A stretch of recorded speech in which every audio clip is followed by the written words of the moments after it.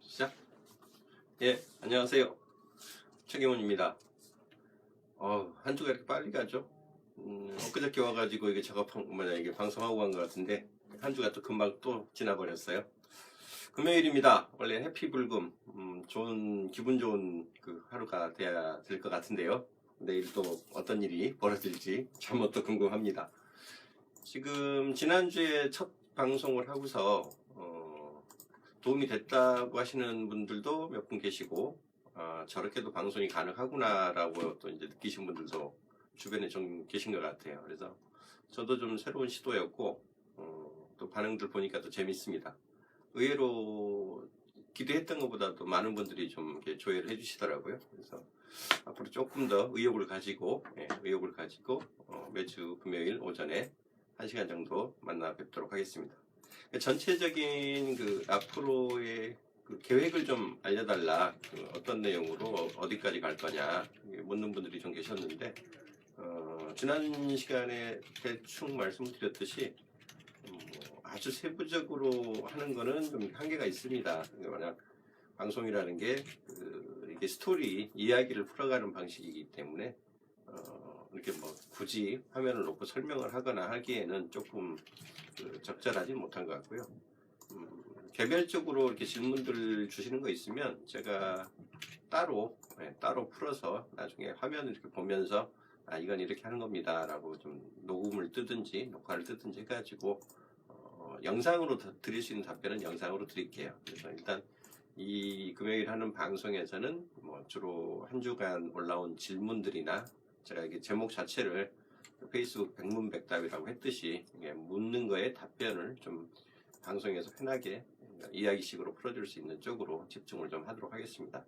하여튼 지난 시간에 예고를 조금 드렸듯이 기본적으로 이 책 100만 방문자와 소통하는 페이스북 마케팅 책에 있는 내용을 전체적으로 훑어주는 그런 개요 방식으로 진행을 할게요.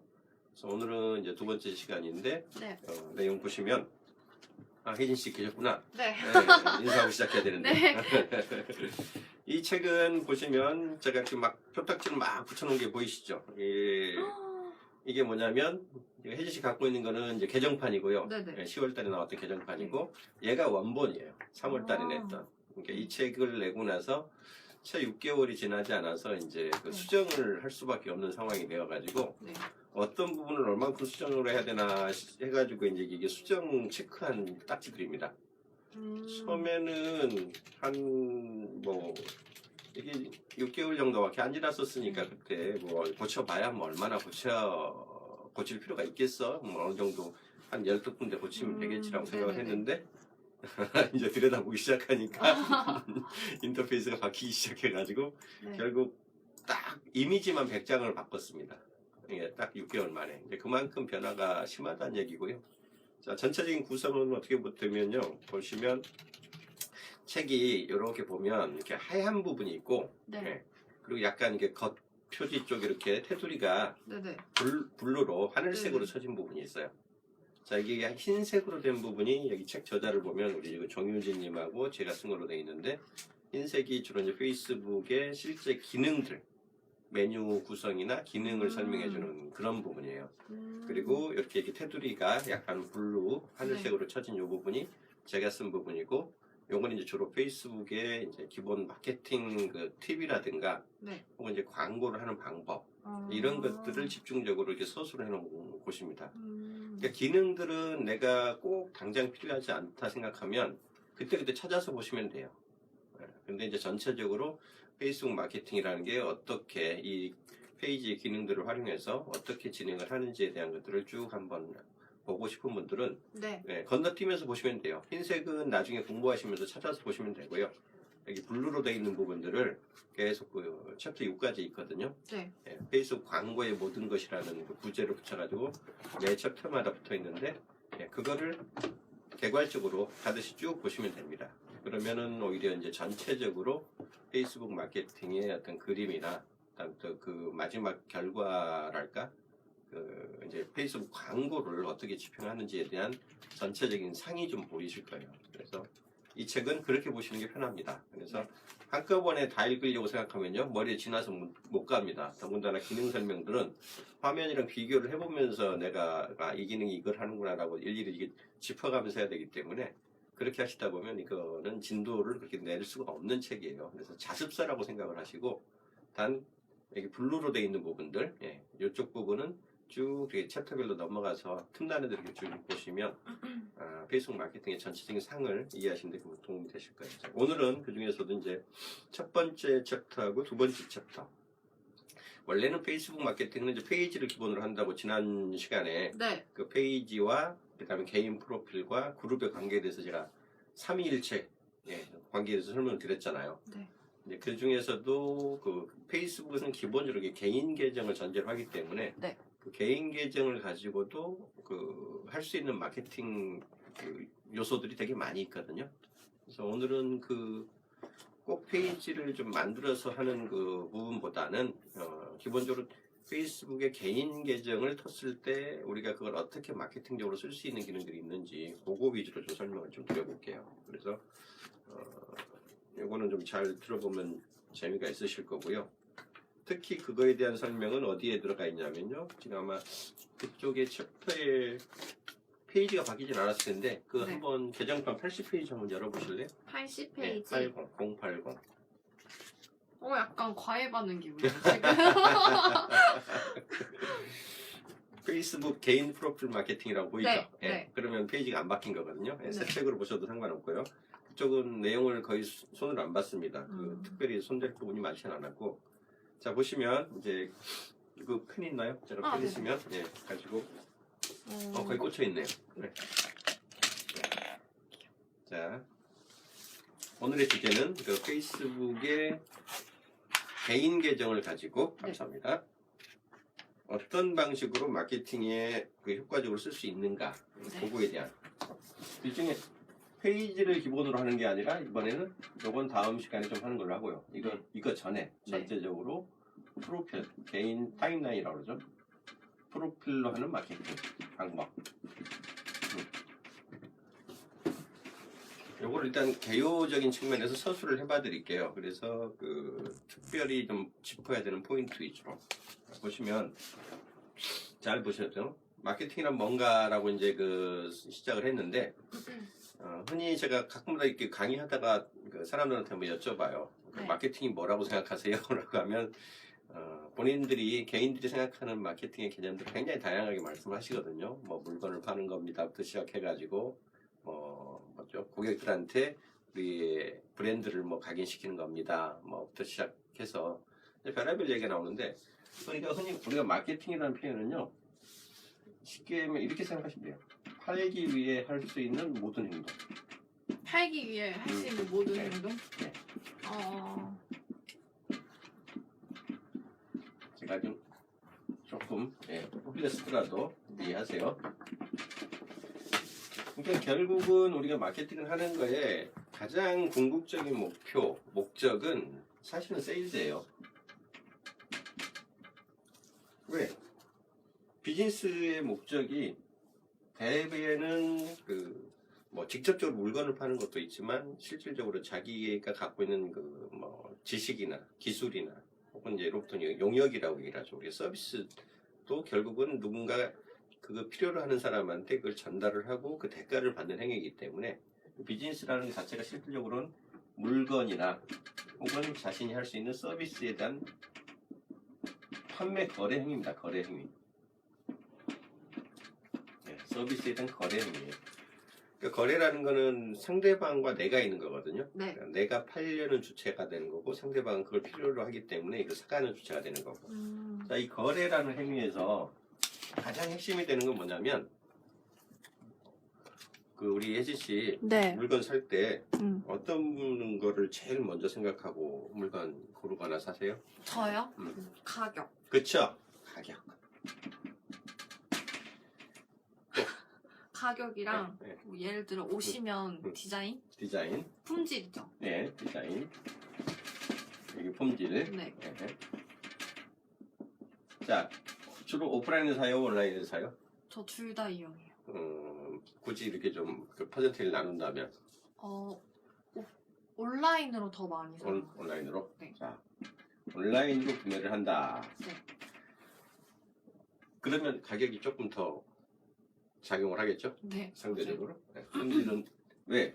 온라인에서 사게 되면 품질이 어떨지에 대해서 자기가 감각적으로 볼 수가 없어요. 입어볼 수 있는 것도 아니고 맞아요. 신어볼 수 있는 것도 맞아요. 아니고. 예. 그러니까 어떻게 해요? 여기에 내가 온라인으로 사실 그걸 입어보지도 않고 신어보지도 않고 발라보지도 않고 사는 거에 전제 조건은 뭐예요? 가격이 싸서. 가격이 싸다는 얘기는 상대적으로 디자인이나 품질은 좀 떨어져요. 확실하지 못해. 어디에서 사든 거기서 거기다가 아, 네. 쉽게 이 품질에 대한 일정한 아. 자기만의 뭐죠? 믿음이 있는 거예요. 판단이죠, 판단. 네. 꼭 좋을 거다라는 어떤 생각이 있는 게 아니라, 아, 이 정도 가격에 이 정도면은 괜찮지. 이거를 실물로 받았을 때, 괜찮을 거야. 네. 라는 나름대로의 이 판단 근거와 믿음이 이미 있는 거예요. 네네. 이 믿음이라는 게 결국은 이 상품이 갖고 있는 브랜드거나 혹은 이 상품을 파는 사람, 네. 그 사람이 믿을만 하거나, 네. 이 믿음은 두 가지거든요. 물건 자체가 어떤 거라도 균일한 어떤 품질을 보장할 거야 라고 하면 그건 브랜드에 대한 믿음이고요. 네. 그리고 또 하나의 믿음이 뭐가 있냐면요. 이걸 브랜드가 뭐든 간에 혹은 상품의 모델이나 사양이 뭐든 간에 이걸 파는 사람 있죠. 셀러, 네. 딜러. 네. 파는 사람이 아무개면 우리가 홍길동 표현을 많이 썼는데 이 아무개라는 사람을 내가 알아 평소에. 네. 그리고 예전에도 한번 이렇게 물건을 사본 적이 있어. 이거는 아무개일 수도 있고 어떤 특정한 상점일 수도 있죠. 네. 어떤 쇼핑몰일 수도 있고. 여기에 옛날에 한번 사봤더니 물건이 이상 없이 좋았어. 두 가지의 믿음이 있는 거예요. 물건 자체가 어디 거라고 하니 얘는 기본은 우리가 먹어줄 수 있을 거야. 이게 브랜드에 대한 믿음이 하나 있을 수 있고. 설령 브랜드는 좀 약간 잘 못 들어본 것 같긴 한데 요걸 파는 사람에 대해서 내가 한번 옛날에 이 상점 이용해봤는데 괜찮았어. 혹은 여기 주인을 내가 알아. 그럼 그 집은 일단 그 집에서 취급하는 물건이나 그 집에서 팔겠다고 하는 물건은 일단은 인정. 할 수 있는 거예요. 맞아요, 맞아요. 예, 요게 전제가 돼야지 이 주문이라는 행위가 일어나요. 실제로. 그러면 저 이제 믿음이라는 거예요. 이제 자, 그래서 우리 제일 그 페이스북을 활용해서 마케팅의 중요한 포인트는 뭐냐면요. 이 파는 사람에 대한 믿음을 주는 겁니다. 신뢰. 핵심이. 가장 중요한. 맞아요. 물건 자체의 성능이나 소위 우리가 가성비라고 얘기하죠. 네. 가격 대비 성능이 좋다든가 이게 브랜드가 괜찮다든가 이거는 부수적인 요인이에요.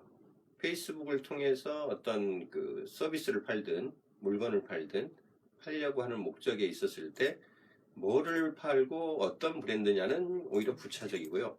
누가 파느냐 그리고 파는 사람의 일거수일투족 평소의 일상에서 보여지는 그 모습이 믿을 수 있는 사람이냐가 핵심이에요. 그래서 많은 분들이 페이스북으로 이렇게 비즈니스 해가지고 성공한 사례가 있습니까? 라고 저한테 이제 그런 사례를 많이 여쭤보는 분들이 계신데 저는 물건을 어떤 특정 아이템을 얼마나 많이 팔았습니다라는 건 오히려 부수적인 그 성공 사례라고 보는 거예요.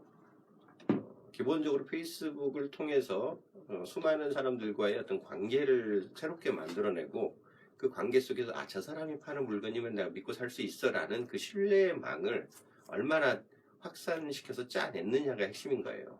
특히 여기에서 작동을 하는 게 바로 페이지 자체의 어떤 역할보다는 이 개인 프로필들, 이 페이지를 운영하는 주인장이죠. 실제로 이 시사부 역할을 하는 이 프로필 개인 관리자, 담당자 한 사람 한 사람이 그 사람과 맺고 있는 이 친구 관계, 지인 관계. 요 친구 관계의 망이 얼마나 넓고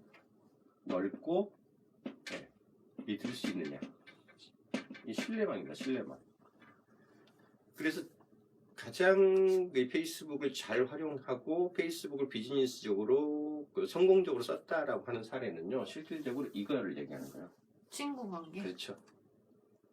물론 이제 페이지를 기업적으로 아주 브랜드 위주로 움직여가지고 프로모션을 온오프라인 연결을 잘했다든가 광고를 정말 열심히 잘해가지고 뭔가 하나 대박을 터뜨렸던가 하는데 그런 성공 사례도 물론 있을 수 있겠지만 그거는 단기적인 거고요. 예, 장기적으로 볼 때 페이스북 비즈니스 혹은 페이스북 마케팅에서 가장 성공적이라고 하는 거는 바로 이 페이지를 관리하면서 그 아이템을 홍보하려고 하는 사람의 그 주인, 예, 그 관리자 실제 그 담당자가 얼마나 많은 그 신뢰망을 확산시켰느냐는 게 핵심이에요.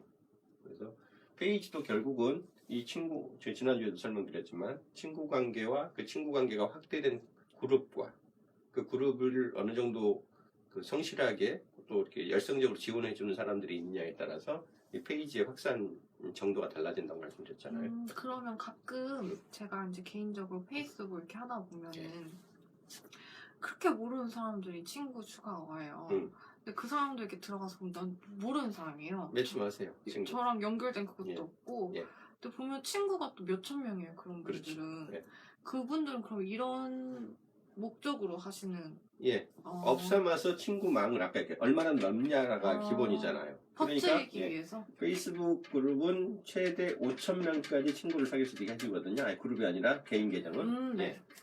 그러니까 이 5,000명이 많으면 많다고 생각해서 그냥 눈에 띄면 아무나 친구를 요청하고 아무나 그냥 친구 해달라고 그 요구를 하는 거죠. 쉽게 얘기하면. 근데 이제 요거 기본적으로 그럼 이 5,000명을 만드는 게 과연 의미가 있냐? 미안하지만 없어요. 아, 그래요? 그럼 만약 실제 5,000명보다 제가 지금 만약에 제가 모르는 사람들한테 막 친구 추가를 해서 1,000명 있어요. 저한테. 그런 사람이 있고 A라는 사람은 실제 친구, 정말 친한 친구, 실제 친구가 200명 있어요. 그쵸. 그럼 그 200명이 더 낫다는 거예요? 예, 그럴 수 있어요. 중요한 거는 아까 말씀드린 것처럼 페이스북에서 개인 계정에다 글을 올리든 페이지에 글을 올리든 예? 기본적으로 이렇게 구독자는 자기들과 친구 관계를 맺고 있거나 팬 관계를 맺고 있는 사람들이 자기 뉴스피드에 나오면 본다고 그랬잖아요. 네. 뉴스피드에 안 나오면 찾아와서 볼까요? 아니요. 상대적으로 개인 계정들은요, 그 가까운 친구들은 어제 이 친구 뭐 했지 싶어가지고 실제 타임라인 그 자기 계정으로 들어와서 보는 경우도 상당히 있어요. 근데 페이지는 아예 그런 경우가 거의 없다고 보셔야 되고요. 프로필조차도 사실은 내가 친구가 100명만 돼도 이 사람 거를 알고 싶다고 내가 100명을 매일처럼 그 집을 이렇게 헤매고 다니진 않잖아요. 네. 결국 내 뉴스피드에 나오면 보고 안 나오면 안 보는 거예요. 그렇다는 얘기는 친구가 5,000명이든 혹은 200명이든 그 사람이 올린 그 새 소식이 내 뉴스피드에 안 나오면 똑같은 거예요. 실질적으로 5,000명의 친구를 갖고 있는 사람의 뉴스피드나 200명의 친구를 갖고 있는 사람의 뉴스피드나 이 나오는 이 뉴스피드에 노출되는 포스트의 개수 있죠. 포스트의 개수는 예전에 지금은 어떻게 바뀌었는지 모르겠는데 페이스북이 하루에 300개 이상은 안 보여준다는 얘기가 있었어요. 아, 그래요? 네. 뉴스피드 상에서요? 예. 그러니까 쉽게 얘기하면 오늘 내 뉴스피드에 그게 이제 사람이 됐든 페이지가 됐든 혹은 뭐 그룹의 어떤 새로운 소식이 됐든 실제로 300개가 이제 그 개수로 딱 제한되어 있다는 게 아니라 우리가 보통 하나의 뉴스피드에서 이렇게 쭉 스크롤 해가지고 볼 때 하루에 볼 수 있는 개수가 300개를 넘지 않는다는 거예요. 일반적으로. 그리고 당연히 하루에 볼 수 있는 내 친구의 그 포스트의 개수가 그렇다는 얘기는 내가 만날 수 있는 타임라인을 통해서 뉴스피드를 통해서 만날 수 있는 친구의 수 또한 이건 안 넘어간다는 거죠. 그러니까 결과적으로 친구가 아무리 많아도 상대적으로 내 글이 노출되는 거는 페이스북의 기본 그 알고리즘의 원리상 절대로 전원한테 날아가지가 않거든요. 5,000명의 친구를 갖고 있다고 해서 내 글이 5,000명한테 보이는 게 아니고요. 혹은 또 200명의 친구밖에 없다고 해서 그거한테만 보이는 게 아니에요. 그럼 그거는 페이지도 마찬가지인 거예요? 그럼요, 똑같죠. 한번 이런 경우를 생각을 해보세요. 네. 자, 조금 지우고 이제 왜 친구만을 늘리는 게 중요한가? 물론 많을수록 많으면 나쁠 건 없어요. 근데 반응이 일어나지 않는 친구의 수는 그닥 의미 없다는 거예요. 한번 생각을 해보세요. 자, 여기 A라는 사람이 아까 얘기한 것처럼 여기 200명의 친구를 갖고 있어요. B라는 사람이 왕창 있어. 이게 5,000명의 친구를 갖고 있어요. 의외로 많아요. 생각보다. 자, 그러면 이런 경우로 생각을 해보세요. 잘 보세요. 내가 A가 오늘 글을 하나 썼어요. 포스팅을 하나 했어. 자, A가. 근데 A가 지금 갖고 있는 친구는 몇 명? 200명. 200명. 이게 이제 사람들하고 전반되는 점이라고 생각해요. 자, 여기 보면 B가, 예, 여기는 굉장히 친구 많다고 그랬죠? 네. 얘도 똑같이 오늘 포스팅을 하나 했어. 그쵸? 자, 근데 페이스북이 분명히 그런다고 그랬죠. 200명의 친구를 갖고 있건 5,000명의 친구를 갖고 있건 실질적으로 이 글이 어떤 글이 올라갔을 때 이 글을 이 사람들한테 보여지는 확률, 예. 보여지는 확률은 실질적으로 어떤 요소들로 크게 작용을 하냐면요. 첫 번째가 이거를 보려는, 이게 만약 이분이 C라고 쳐요. 네. 예. 그리고 여기 뭐 D도 있고 여기 E도 있었겠죠. 네. 이 사람들이 이 C하고 B가 맺고 있는 관계에 네. 이걸 뭐라고 표현하냐면 친근도라고 그럴까? 친밀도. 평소에 얼마나 자주 좋아요를 해주고 소통이 되었는지. 그렇죠. 예, 소통 정도. 예. 음. 얼마나 자주 내가, 그러니까 C가 B한테 혹은 D가 B한테, E가 B한테 코멘트 같은 댓글을 붙이고 실제로 쉐어 공유하기 같은 거를 해줬는가. 요거에 따라서 1차적으로 좌우를 해가지고 그 사람들한테 이걸 보여줘요. 평소에 자주 교류가 있었던 사람들에 한해서. 이게 1번이에요. 그 다음에 두 번째는 평소에 최근에 뭐 이렇게 아주 친근하게 서로 움직이진 않았는데 네. 이 C가 맺고 있는 이 친구들이 이 B하고 지금 C가 친구인데 이 C가 C를 맺고 있는 어떤 글에 내가 올린 글에 이 당장의 C는 아닌데 C를 포함하고 있는 사람들이 이 글에 대해서 자꾸 반응을 일으켜요. 무슨 얘기냐면 C하고 연관될 것 같은 사람들이, 그러니까 이 포스팅에 C가 직접적으로 보이는 게 아니라 이 C하고 맺고 있는 이 우리 친구들이 막 반응을 일으켜. 그러면 어떻게 해요? 야, C야, 너는 지금 관심이 없는데 네 친구들이 관심이 있어. 너는 나한테 뭐 좋아요도 안 해주고 뭐 코멘트도 안 달아주고 뭐 공유도 안 해주는 애인데 정작 네 친구들은 나한테 내가 올린 요 글에 지금 반응들 한다? 너도 한번 보면 어때? 라고 얘기를 해요. 그러면서 이렇게 보여주는. 이게 뭐냐면 이제 이걸 보통 이제 가중치 중에서 주목도라고 그래야 될까? 사람들의 관심도. 이 글에 대한 이 특정한 사람에 대한 관심도. 어떤 사람이 본인은 나랑 직접적 관련이나 된 소통 행동이 별로 없는데 네. 정작 그 사람의 친구들은 막 어떤 글에 대해서 관심을 보여. 그러면 그 글을 그게 내가 쓴 글이든 혹은 그 사람의 친구들이 관심 있어 하는 글이든 네. 그거 위주로 또 이거를 각각의 개인 타임라인에 뿌려줘요. 그 다음에 세 번째 요소가 신선도. 그러니까 이 글이 올라온 지 얼마나 됐느냐. 그러니까 이미 한 일주일쯤 지난 글을 갖다 굳이 다시 또 끌어올려야 될 이유는 없잖아요. 네. 특히 뉴스인데, 뉴스라는 게 새 소식인데, 지난 소식을 굳이 뉴스라고 할 이유가 없잖아요. 네. 그래서 페이스북에서 이런 어떤 특정한 포스트가 올라왔을 때 누구한테 보여줄 거냐, 안 보여줄 거냐를 가르는 가장 핵심적인 이 요소가 이 세 가지예요. 얼마나 자주 소통을 하고 있는가, 서로 친밀한가, 먼 관계인가, 그 다음에 그 글이 얼마나 내 주변 친구들한테 관심을 지금 많이 일으키고 있는 글인가.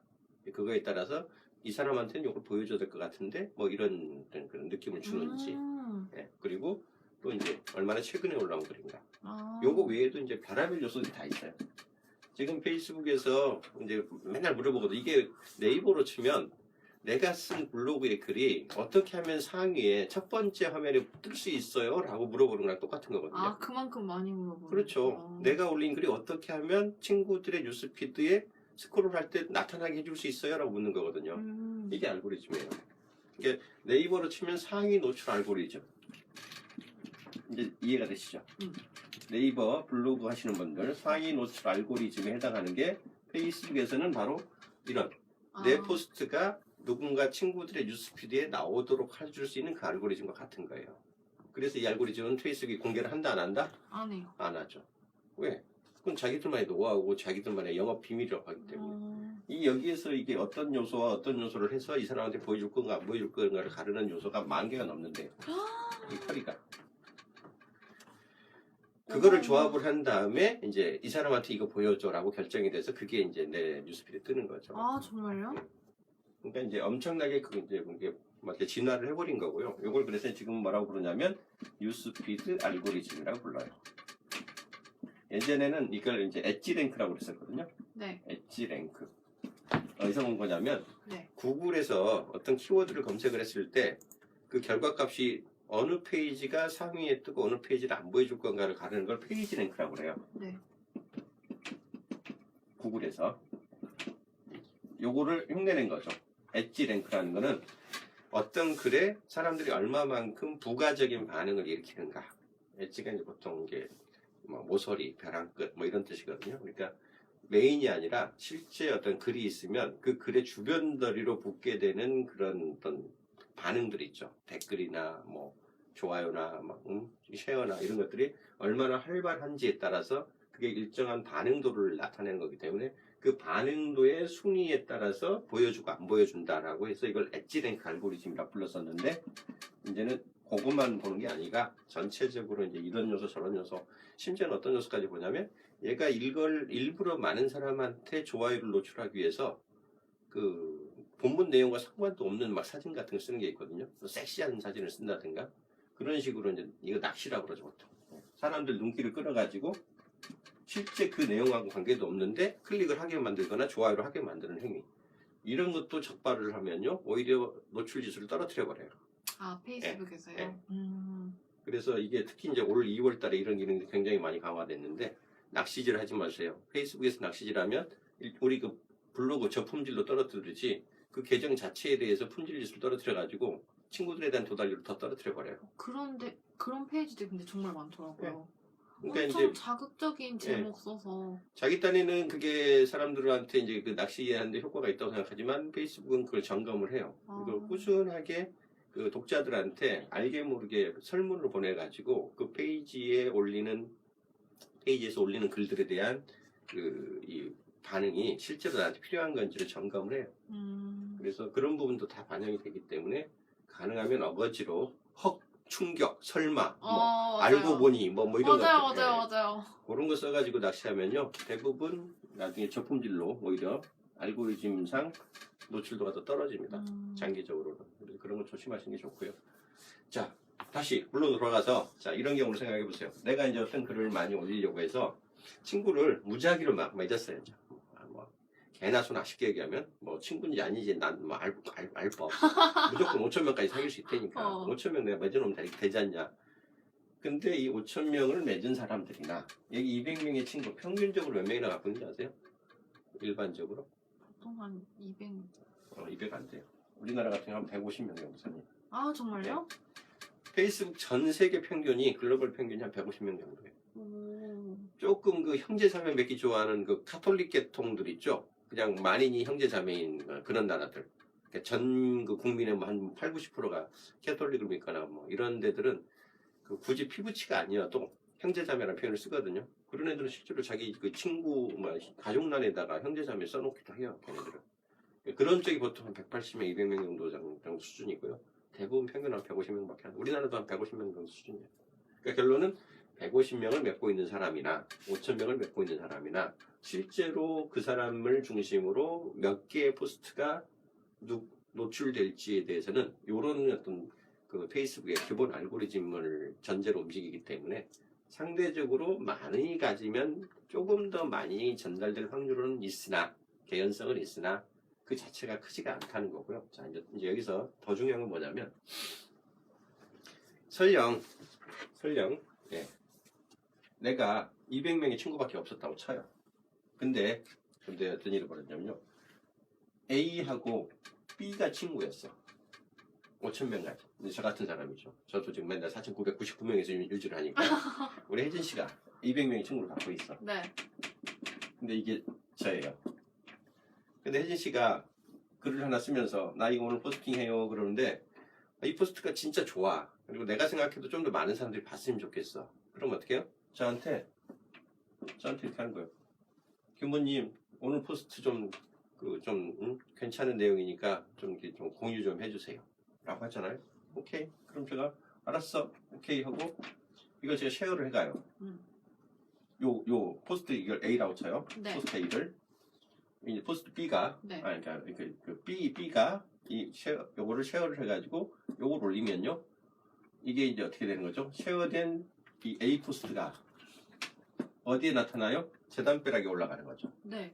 공유니까. 그러면 그 5,000명이 볼 수 있는. 그렇죠. 아. 그러면 나는 친구가 200명밖에 안 돼서 뭐 몇 명한테 갔을지 모르겠으나 설령 만약 좀 더 친구가 많은 사람이 있어서 그 사람이 그 댓글을 좀 더 많이 더 날라줄 수 있겠다라고 판단되면 그 사람들 살짝 부탁하는 거죠.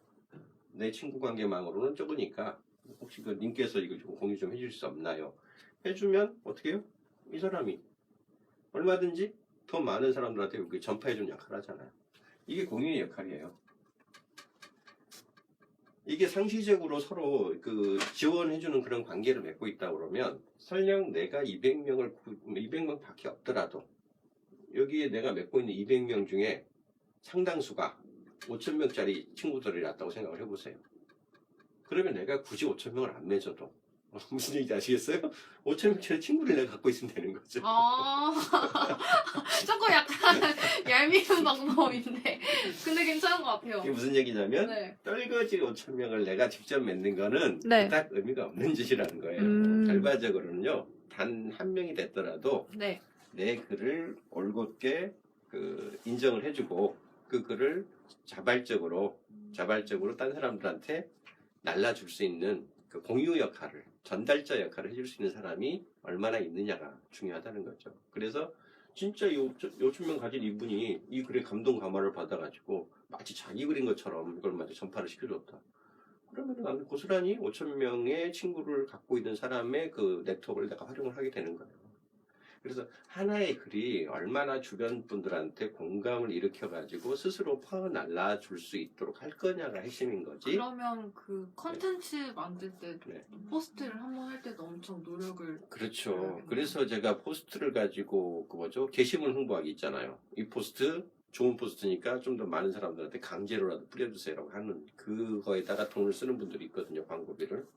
뭐 말릴 수는 없는데 나 같으면 거기에 쓰는 광고비 꽤 있으면 진짜 그 포스트 자체의 어떤 요소들 있죠. 뭐 재미있는 요소라든가 아니면 뭐 혜택적인 요소, 정보적인 요소 이런 것들을 조금 더 이쁘게 아니면 또 카드 스토리 잘 읽잖아요. 요새는 다들 모바일로 포스트를 읽기 때문에 그냥 그 텍스트만 깨알같이 써가지고는 눈길도 안 가요. 맞아요. 그러니까 이미지 한 장을 고르든 사진 한 장을 고르든 정말 눈에 띄는 거 그걸 이제 카드 스토리식으로 우리 카툰, 카툰 만화 스크롤 하면서 맞아요. 보듯이 그림 한 장, 이거 말풍선 하나 이렇게 넘기듯이 그렇게 보면 막 어떤 경우는 20장, 30장을 해놔도요 그거를 다 읽어요 사람들이. 그러니까 그런 식으로 읽기 쉽게 보기 좋게 그렇게 포장을 해가지고 사람들한테 서비스를 해서 글을 노출시키는 방법을 택하는 게 어떻게 보면 광고비로 어거지로 돈 쓰는 것보다 더 효과적일 수 있어요.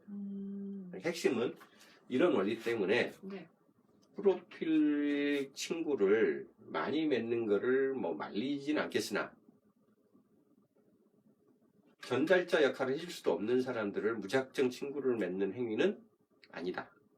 그리고 페이스북은 실제로 그걸 권장하지도 않아요. 페이스북에서 이렇게 친구가 신청해보시면 그런 거 보여서 이분을 아시나요? 라고 물어보잖아요.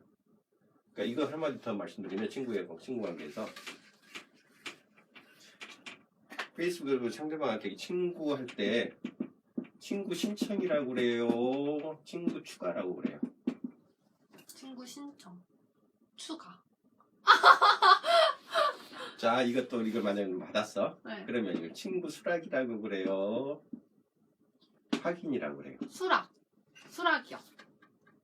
아니요. 보세요. 네? 실제로 원어를 가보면 어떻게 되어 있냐면요. 이 친구 신청이라는 버튼은 없어요. 아, 네, 친구 추가라는 버튼이 있고요. 이걸 영어로 가보면 add friend예요. 아, 무슨 얘기예요? 이 사람이 나랑 평소에 친구를 맺었었어요. 뭐 명함을 나눴던 전화번호를 갖고 있었고 평소 소통하던 사람인데 이 사람이 내 친구 리스트에 빠져 있었네. 그래서 어떻게 해요? 그냥 추가한 거예요. add friend예요. 정확하게. 그 다음에 이거 add friend를 하면요. 페이스북이 이 사람을 여기다 자기 친구라고 올렸네. 그러면 페이스북 뭐라고 물어보냐 상대방한테 이게 만약 A였으면 이게 B고 야 B야 A가 네가 친구라고 추가를 했어. 그게 맞아? 확인. 네 친구 맞아? 이렇게 물어봐요. 오케이? 그러니까 어떻게? 맞아. 그럼 어떻게 해요? 확인이에요. 컨펌이에요. 컨펌. 컨펌. 네. 잠깐 컨펌. 이번에 컨펌이 문제가 됐어. 컨펌. 그래서 실제로는 친구 수락 allow 혹은 뭐 이렇게 내가 수용 뭐 그런 개념이 아니에요. 확인 개념이 확인. 쟤 내 친구 맞아 이런 거예요. 그래서 페이스북에서 친구 관계를 맺는 거를 절대로 신청이나 수락의 관계라는 그러니까 평소에 알지도 못했는데 이 사람은 갑자기 느닷없이 친구라고 이렇게 맺고 뭐 이 사람은 뭐 하는 사람이야 싶어가지고 그때서 이렇게 뭐 뒤져본 다음에 수락해주는 그런 관계는 아니에요 사실은. 평소에 이미 알고 있는 관계에서 이 사람이 네 친구 리스트에 넣었다 맞니? 이렇게 물어보는 게 원래 페이스북의 이 친구 관계고요. 그럼에도 불구하고 글을 읽거나 사진을 이렇게 보다 보면 평소에 내가 모르는 사람인데도 친구 맺고 싶은 경우 있잖아요. 그런 경우에 이제 신청을 하게 되는 건데 이럴 때는요 꼭 뭘 하셔야 되냐면 메시지를 따로 보내세요. 1대1로 친구를 맺는 행위를 요청을 할 때 왜? 몰랐잖아요. 평소에 모르던 사이였잖아. 근데 어쩌다 이렇게 뭐 사진 보고 글 보다 보니까 공감이 있어서 이쁜 친구 사귀면 좋겠네 싶어서 내가 친구를 신청하는 행위이기 때문에 이때는 굉장히 정중하게 쉽게 얘기하면 우리가 일상생활에서 만약 비교를 한다면 저 아무개입니다. 누구로부터 소개를 받았어요. 라든가 뭐 어느 글을 보다 보니까 제가 꼭 좀 친구 맺고 싶은 마음이 들어서 이렇게 요청 먼저 드립니다. 쉽게 얘기하면 실례지만 excuse me가 먼저 가는 거예요. 실례지만 이러이러한 인연으로 당신을 알게 되었으니 저를 친구로 좀 맞아주시겠습니까? 라고 하는 어떤 행동이기 때문에 굉장히 정중하게 그 메시지를 따로 보내시는 게 맞아요. 어떠한 이유로 당신을 친구로 맺고 싶다라는 거에 대해서 먼저 표명을 해야 되는 거예요. 근데 메시지를 보낼 때요. 네. 만약에 제가 A랑 친구를 맺고 싶어요. 그래서 메시지를 보냈어요. 네. 근데 약간 그런 경우가 있더라고요. 저랑 A랑 친구 관계가 아니에요. 중간에 겹치는 친구들도 없고. 아는 사이도 아니고 그랬는데 이 사람한테 메시지를 보냈는데 예. 그게 필터링이 돼서 다 노출이 안 되는 거예요. 그 사람한테 메시지가. 그거는 뭐냐면 네. 이거 화면을 보고 설명해 주면 더 좋긴 한데 네. 페이스북에서 요새는 좀 이게 우편함이 바뀌었어요. 옛날에는 받은 메시지함이 있었고 기타라는 항목이 네, 있었어요. 맞아요. 친구 관계가 아니면요 이게 스팸일 가능성이 있다고 생각을 하기 때문에 친구들한테서 오는 받은 편지함에다가 이 메시지를 전달해 주는 게 아니라 기타로 넣어버려요. 그러니까 어떻게 해요? 우리 일반 이메일 리스트도 보면 쭉 무슨 분류된 받은 편지함이 있는가 하면 가끔가다 스팸함 있잖아요. 네. 혹은 이렇게 휴지통이 있고 그러니까 휴지통까지는 아니어도 휴지통은 내가 받은 걸 지워버려야 휴지통 들어가는 거고 평소에 이 사람이 스팸질을 자주 하는 사람이 보낸 그 메시지야 그러면 이게 스팸 메시지일 확률이 높다고 판단해서 페이스북이 이 친구 관계도 아닌데 얘가 왜 메시지를 보내? 이거 스팸 확률이 높아 라고 하면서 이걸 일종의 스팸함에 해당하는 기타함에다 넣어버려요. 그러니까 사람들은 그 기타함에 들어가 봤자 대부분 스팸 메시지가 와 있으니까 자주 안 열어봐요. 맞아요. 네, 그러니까 나는 애써서 메시지까지 보내가지고 친구 신청해주세요 라고 했는데 정작 상대방은 그게 기타함에 들어있으니까 이제는 그거를 아예 그러니까 평소에 열어보지 않았던 공간이니까 신청이 들어왔는지 안 들어왔는지 모르고 수락도 안 해주게 된 거죠. 요새는 바뀌었어요. 요새는 이제 그 기타 메시지함은 없어졌고요. 그 읽은 메시지, 안 읽은 메시지 이 정도가 구분이 되면서 특히 이제 페이스북에 그 메시지 앱을 깔면 친구가 아닌 사람이 나한테 메시지를 보내오잖아요. 알림을 줘요. 누구가 메시지를 요청하셨습니다. 수락하시겠습니까? 이때 이 메시지에 대해서는 수락형이 얼마 전에 추가됐어요. 메시지 앱을 까시면 모르는 사이더라도 평소 모르는 사람이 나한테 어떤 메시지를 보내왔더라도 아무개가 메시지를 보내왔습니다. 보시겠습니까? 하고 이렇게 딱 열어보면 아래쪽에 오른쪽에 수락 이렇게 떠요. 수락해주면 그때부터는 어떻게 해요? 이 사람하고의 메시지 관계 형성이 되는 거예요. 그래서 옛날처럼 아주 못 읽진 않아요. 아, 네. 그러니까 가급적이면 메시지 앱을 따로 쓰시는 게 좋아요. 페이스북은. 네, 알겠습니다. 페이스북 앱과는 다르게 메시지 앱이 따로 있거든요. 자, 그래서 요거 중요합니다. 페이스북에서 프로필의 개념에서 친구를 맺는데 네. 친구를 맺는다는 의미가 뭐냐에 대한 것을 좀 충분히 이해를 하시고요. 인원이 무조건 많은 게 장땡은 아니다. 오히려 레그를 하나라도 홍보를 함께 해줄 수 있고 공유를 해서 퍼서 날라줄 수 있는 친구, 정말 뭐죠? 진한 친구라고 해야 될까? 긴밀한 친구 관계를 유지하는 쪽에 더 신경을 많이 쓰시는 게 좋다. 네. 라는 얘기를 좀 해드리고 싶어요. 이게 페이스북 마케팅을 타임라인으로 할 때 필요한 가장 첫 번째 이해해야 될 요소입니다. 친구 관계에 대한 의미. 자, 이제 그러면 친구를 맺었다고 쳐요. 네. 친구를 맺은 다음에 우리 뭘 하죠 이제? 소통해요. 그쵸, 소통을 하죠. 소통은 뭘로 해요? 댓글, 좋아요, 공유하기. 네. 또. 메시지? 오케이. 자, 이제 소통 방법에 대한 얘기입니다. 이게 사실은 이제 마케팅을 하는 기본 그 골간 그 방법들이에요. 아까도 좀 전에 얘기했듯이 처음에 친구를 맺을 때 혹시라도 기존의 친구 관계가 아니었던 사람들하고 맺기 위해서는 불가피하게 뭐부터 해야 된다? 1대1 메시지부터 보내는 게 낫다. 네. 이게 예의다라고 했죠. 자, 두 번째. 이 사람이 어떤 메시지를 보낼 때 친구 맺자고 딱 들어갔어. 근데 이 사람이 딱 가보니까 일단 기본적으로 이름이 있었을 거 아니에요. 네? 네. 이름이 비밀로 들어오거든요. 그 다음에 플러스 뭐가 보여요? 이제 이걸 이 사람이 링크 클릭하고 들어가면 사진이 나와야죠. 이게 프로필 사진이죠. 네. 자, 또 뭐가 보여요? 가면? 그렇죠. 이 사람의 프로필 정보가 보이죠. 이 정보의 항목은 굉장히 여러 가지가 있는데요. 이 사진이 개인 프로필 사진도 있고요. 나중에 가면 친구 사진도 있어요. 자, 이게 무슨 얘기냐면 내가 누군가를 친구를 아는 사람을 친구로 추가하는 거는 뭐 그게 문제가 안 되는데 전혀 모르는 사람을 새로 친구로 맺기 위해서 메시지를 날려가지고 저를 친구 좀 해주셨으면 좋겠습니다라고 했더니 상대방이 전혀 모르는 사람이니까 이게 누구야? 그러면서 어떻게 해요? 그 사람 이름을 눌러가지고 링크를 타고 들어온단 말이에요. 제일 먼저 보이는 게 이거예요. 프로필 사진. 예. 이름은 이미 내가 확인하고 클릭을 하고 링크를 클릭한 거니까. 그 다음에 얼굴만 봤더니 이 사람 잘 모르겠는데 싶으면 어떻게 해요? 그 사람에 대한 기본 자기 정보 소개를 봐요. 이력서에 해당하는 거니까. 우리가 지난 시간에도 얘기했잖아요. 페이스북은 네네네. 프로필로 이력서로 시작된 서비스였다고.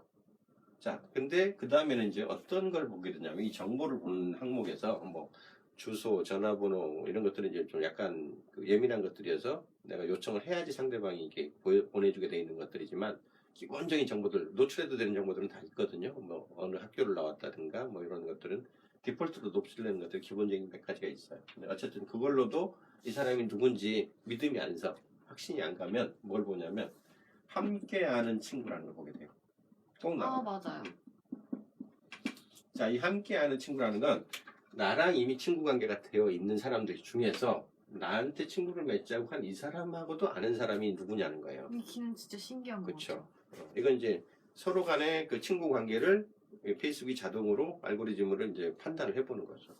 그래서 함께하는 친구가 단 한 명이라도 있으면, 네. 있으면 어떻게 해요? 이제 뭐가 돼요? 이 사람이 나한테 무슨 역할을 하는 거냐면요. 이 사람이 중매쟁이 역할을 하는 거예요. 본인이 직접 하는 건 아니에요. 근데 페이스북이 이 사람을 중매쟁이 역할로 생각을 해보세요라고 알려주는 거예요. 네네네. 모르는 사람이 너한테 친구를 맺자고 하는데 그 사람 입장에서 볼 때는, 그러니까 내 입장에서 볼 때는 이 사람에 대한 뭐 정보나 이런 게 믿음이 서야지 친구를 해줄 거 아니냐.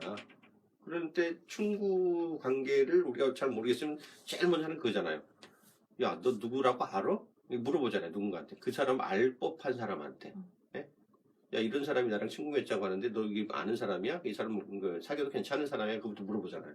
요게 이 사람이에요. 함께하는 친구. 이게 이제 많아. 뭐 한두 명이 않고 막 열댓 명 뭐 이상 막 돼. 그러면 굳이 이제 내가 주저할 이유가 없죠. 네, 맞아요. 내가 특히 이 함께하는 친구들이 내가 평소에 따르고 믿는 친구들일 경우라면, 네. 뭐 내가 평소에도 믿고 존중하는 사람들이 뭐 이렇게 뭐 함께 알 수 있는 그 정도 친구라면 내가 사귀어도 크게 문제 안 될 것 같아라고 하면 크게 뭐 이 사람이 막 1대1 메시지로 장황하게 이러이러한 인연으로 친구 맺게 해주세요 뭐 이렇게 얘기를 안 했더라도 대충 그 믿음을 가지고 이 사람들이 실질적으로 친구 관계를 맺는데 이렇게 보증인 역할을 하는 겁니다. 보이지 않는. 그래서 중매쟁이자 보증인 역할을 삼아서 네. 내가 친구를 맺게 되는 거죠. 자, 이때 제일 중요한 거 하나는요. 요겁니다. 프로필 사진. 이 프로필 사진이 그 다음에 이름은 꼭 실명을 쓰시고요. 그리고 사진은 얼굴 사진을 쓰세요. 이게 왜 중요하냐?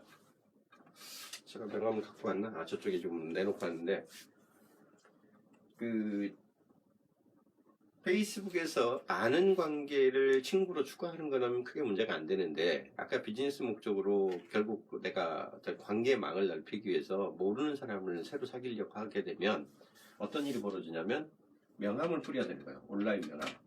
아무개요, 이름, 주소, 연락처, 상호 이렇게 가잖아요.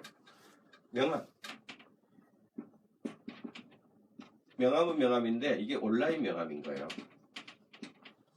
그리고 이 온라인 명함에서 내가 평소에 아는 사람이면 상관이 없는데 모르는 사람이었기 때문에 이 사람에 대한 그 믿음, 기본 정보를 알려주는 가장 핵심은요.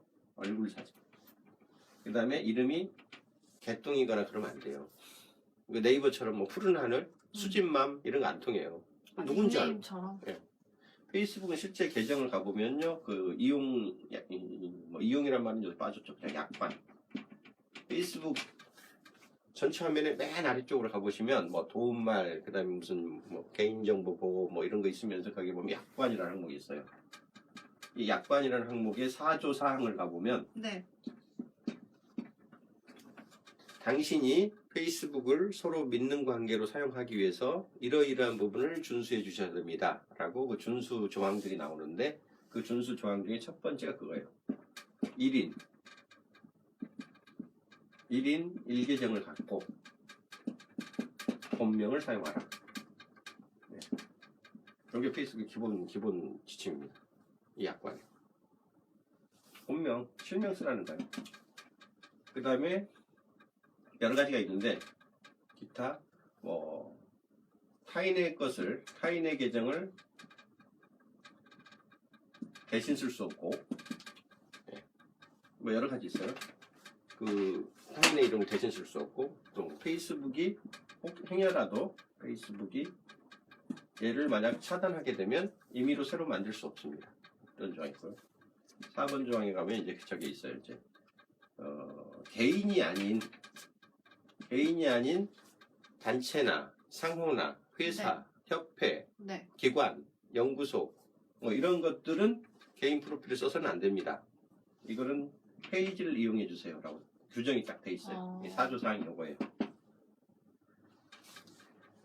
상품이나 뭐 기관이나 뭐 단체나 이런 데들이 상호명으로 페이스북을 쓰셔는 안 됩니다라는 얘기를 조금 이제 어렵긴 한데 뭐 상업적인 목적으로 페이지를 활용하고 페이스북을 사용하려고 할 경우에는 페이지를 이용해 주세요라고 돼 있어요. 그래서 요게 핵심입니다.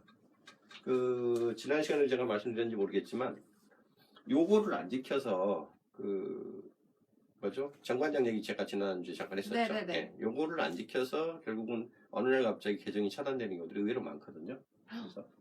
그래서 요 부분에 대한 조항을 위반했기 때문에 그런 겁니다. 그래서 이 규정을 당신이 안 지켰으므로 나는 이러이러한 내 약관 규정에 의해서 너를 차단했다라고 페이스북 얘기하면 할 말이 없어요. 그리고 살려주지도 않아요, 진짜.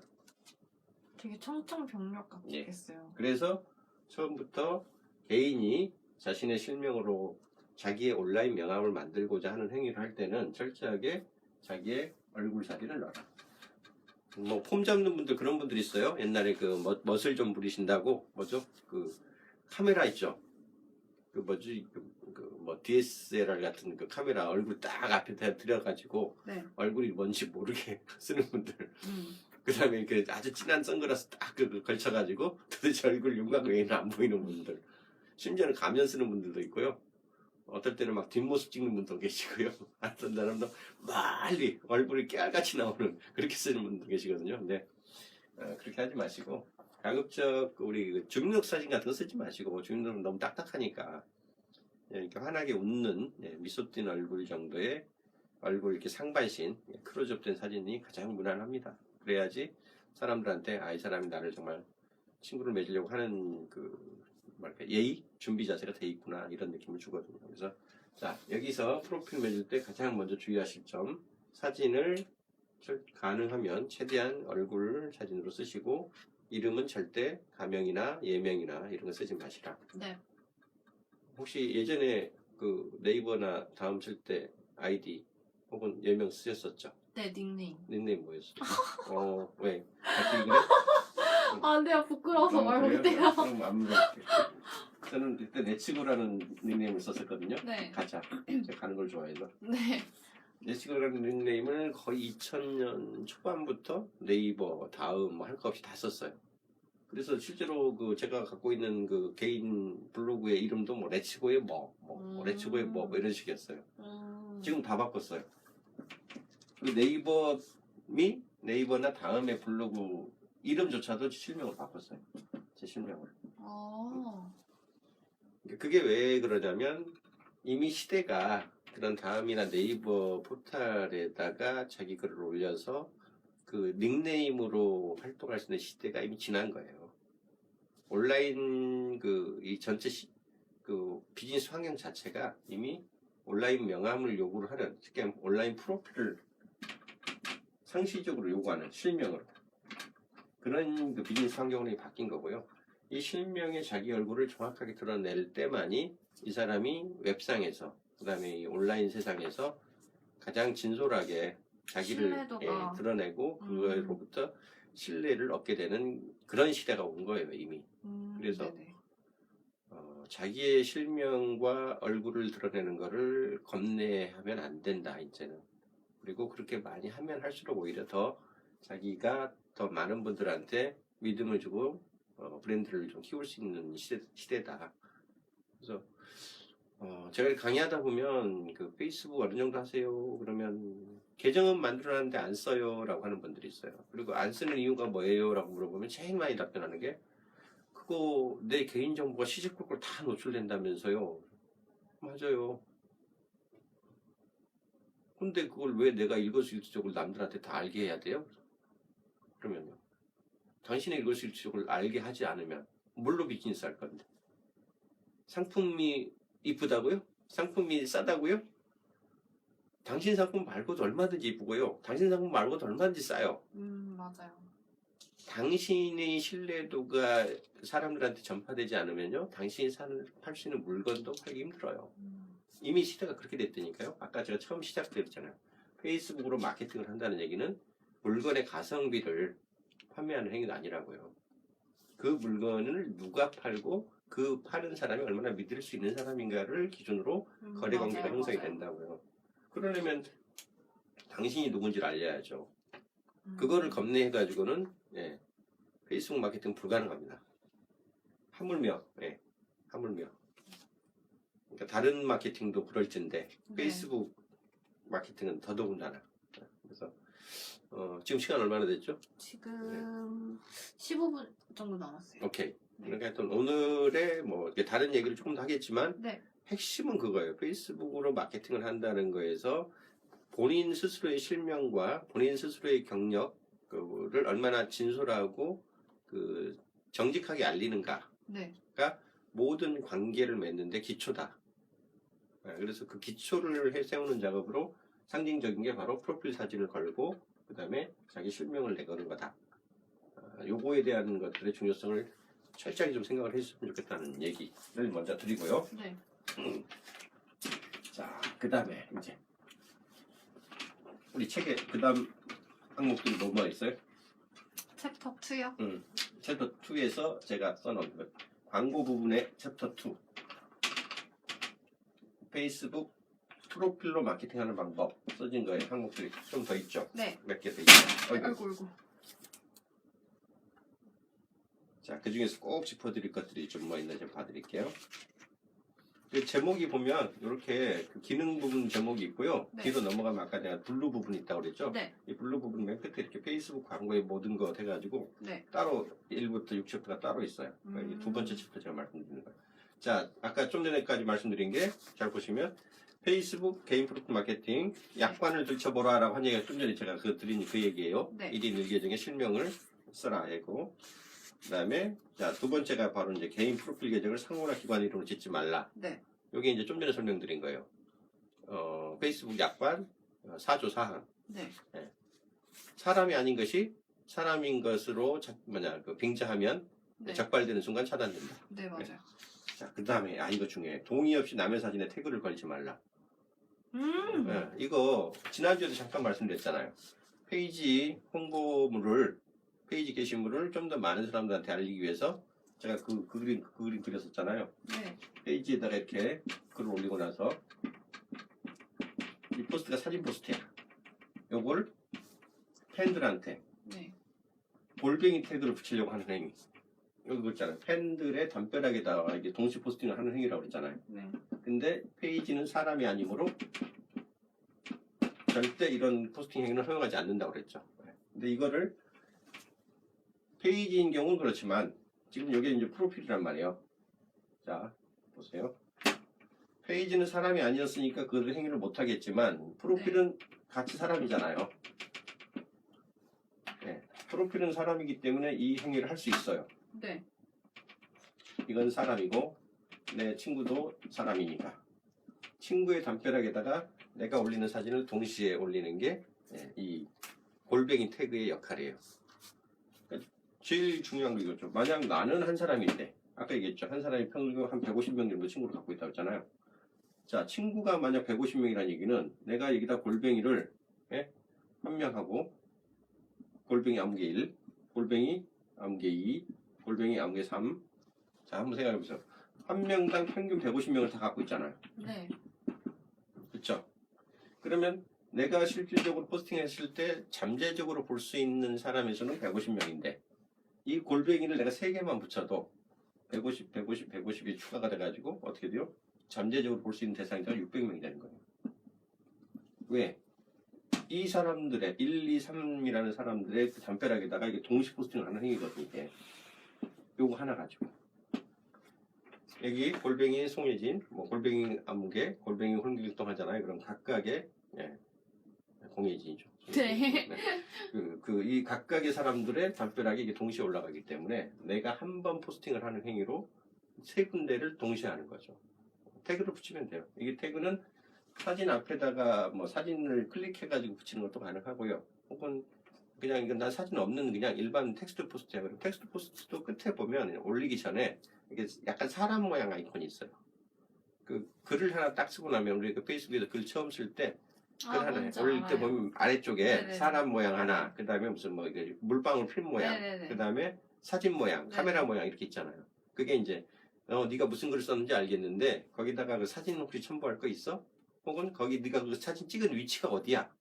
그 다음에 혹시 그 장소에 찍은 사진이나 여기에 같이 있었던 사람이 있어? 이거를 갖다 추가로 올리라는 얘기거든요. 그게 다 태그 행위예요.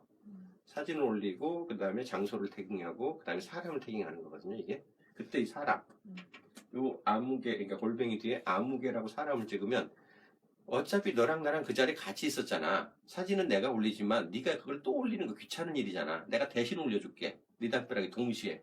이게 골뱅이 태그 역할이에요. 그래서 이제 이 작업을 누가 써먹냐? 장사하고 싶은 사람이 써먹죠. 맞아요. 그런 거 봤어요. 원래의 목적은 원래 이 골뱅이 태그의 목적은 쉽게 얘기하면 우리 보통 얘기해 단체 사진 찍을 때 있잖아요. 네. 단체 증명사진 같은 거 인증샷 찍을 때 단체 인증샷을 찍으면 여기 보면 사람들이 이렇게 한 명만 달랑 있는 게 아니라 여기도 있고 여기도 있고 여기 막 서 있잖아요. 이렇게. 네. 그리고 어차피 여기 함께 찍은 사람들은 다 뭔가 간직하고 싶은 사람들이잖아요. 근데 이 사진을 찍은 사람은 한 명이잖아요. 네. 그러니까 이 사진이 들어있는 카메라는 한 카메라 하나인 거야. 그러니까 어때요? 이 한 사람의 카메라에서 올리는 동안 이 사람, 이 사진에 나왔던 다른 사람도 한꺼번에 이걸 볼 수 있게 하면 이 사람들 그 뭐죠? 담벼락으로도 맞아요. 이게 동시에 올라가니까 이 사람들은 따로 이제 뭐 야 그 사진 나 꼭 갖고 싶으니까 나한테 뭐 메시지를 알려줘 이러지 안 하도 되잖아요. 올리는 사람도 편하고 그 다음에 받는 사람 입장에서도 굳이 얘한테 1대1로 얘기해가지고 그 사진 안 보내줘 뭐 이렇게 하는 거 또 이 사람도 일일이 또 이 사람한테 하나씩 하나 보내주는 것도 귀찮고 하잖아요. 그러니까 이거를 골뱅이로 그냥 처리해버리는 게 이게 원래 이 태그의 목적이었어요. 근데 이 태그의 목적을 이제 비즈니스적으로 악용하는 사람도 있죠. 제일 많이 악용하는 경우가 어느 경우냐면요. 선거 때 후보들이 자기 이름 조금이라도 더 알리려고 이게 온라인 명함이니까 온라인 명함 뿌리려고 자기가 그동안에 그 페이스북으로 친구 맺고 있던 사람들 50명이면 50명, 100명이면 100명의 태그를 다 갖다 때려 붙여요. 글 하나 써놓고 사진 하나 올려놓고 그 밑에 보면 깨알같이 골뱅이를 근데 무제한 허용되질 않고요. 골뱅이가 제한이 있는 걸로 알고 한 50명까지인가 한계일 거예요. 그러니까 아무리 단체 사진을 많이 여러 명이 찍었다 하더라도 태깅을 할 수 있는 거는 50명 정도가 한계인 걸로 알고 있는데 그건 정책이 맨날 바뀌어요. 그래서 지금은 어떤지 모르겠어요. 어쨌든 무제한으로 태깅을 할 수 있는 건 아니에요. 근데 한번 생각을 해보세요.